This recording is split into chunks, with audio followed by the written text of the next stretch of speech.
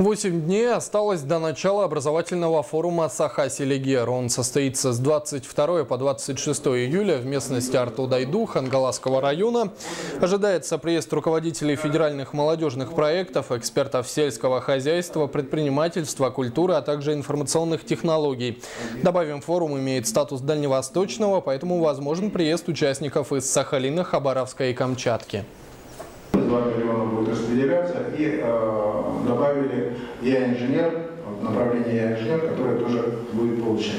Эксперты, от 10 до 12 экспертов будут из Центра России, из других субъектов, плюс руководители направления и тех ребят, которых они подключат в качестве экспертов, по рекомендациям которых будут грантополучатели определены.